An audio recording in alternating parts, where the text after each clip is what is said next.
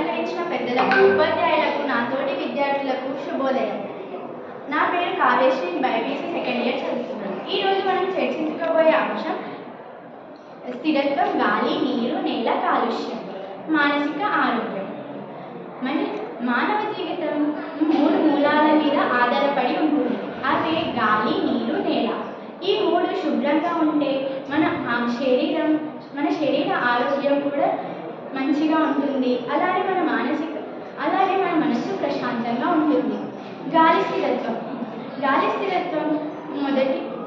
జీవనానికి మొదటి శ్వాస. మానవ జీవితం మొదలయ్యేదే గాలితో. కానీ ఇప్పుడు ఆ గాలి carbon monoxide, nitrogen dioxide, sulphur dioxide వంటి విషవాయువుల వల్ల గాలి నాణ్యత రోజురోజుకి పడిపోతుంది. గాలి కాలుష్యం వల్ల మనలోని ఊపిరితిత్తులు, అలానే మన మానసిక ఆరోగ్యం దెబ్బతింటుంది. ఇప్పుడు నీరు కాలుష్యం. నీటిలో చెత్త వేయడం లేక ఫ్యాక్టరీల నుంచి వెలువడే రసాయనాలు కలపడం వల్ల నీరు చాలా కాలుష్యం అవుతుంది. ఆ కలుషితమైన నీరు మానవులకే కాక అందులో ఉండే జలజీవరాశులకు కూడా హానికరం. నేల కాలుష్యం.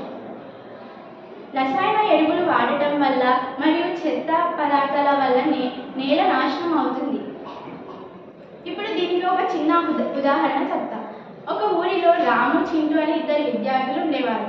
రాము ఇంటి పక్కన ఒక ఫ్యాక్టరీ ఉండేది. ప్రతిరోజు తను ఆ పొగ వల్ల బాధపడుతూ ఉండేవాడు. తరచూ తలనొప్పి, ఒత్తిడికి గురవుతూ ఉండేవాడు. తను చదివిన ఏం గుర్తుండేది కాదు. అలానే చింటూ ఏమో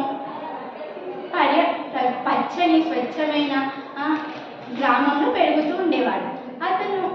అక్కడ గాలి శుభ్రంగా, నీరు స్పష్టంగా ఉండేది కాబట్టి అతని మనస్సు ప్రశాంతంగా ఉండేది. కాబట్టి తను ఒక గంట చదివిన చాలా బాగా గుర్తుపెట్టుకునేవాడు. ఈ ఇద్దరి మానసిక ఆరోగ్యానికి ఒకటే తేడా, పర్యావరణ నాణ్యత. స్థిరత్వం అంటే ప్రస్తుత అవసరాలను తీర్చుకుంటూ భవిష్యత్తు తరాలకు హాని కలగకుండా ప్రకృతి వనరులను ఉపయోగించుకుంటూ కాపాడటం స్థిరత్వం. వీటిని ఎలా నియంత్రించాలి అంటే వాహనాల వినియోగం తగ్గించాలి, పబ్లిక్ ట్రాన్స్పోర్ట్లను పెంచాలి, అలానే చెట్లను నాటడం వల్ల రసాయన ఎరువులు తగ్గించి ఆర్గానిక్ ఫార్మింగ్ చేయడం వల్ల, అలానే మురికి నీటిని శుద్ధి చేయడం వల్ల, ఇలా నియంత్రించడం వల్ల ఏం జరుగుతుంది అంటే గాలి శుభ్రంగా ఉండడం వల్ల అలర్జీలు, దగ్గులు తగ్గుతాయి.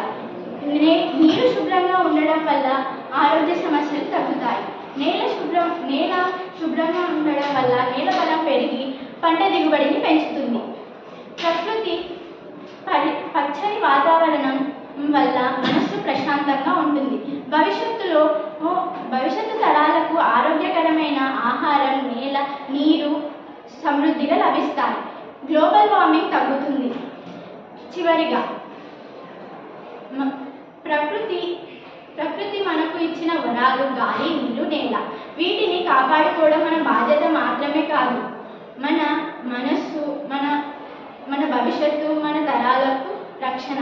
స్థిరత్వం అనేది ఒక పని కాదు, ఒక జీవన శైలి. చిన్న చర్యలే పెద్ద మార్పులు చేస్తాయి.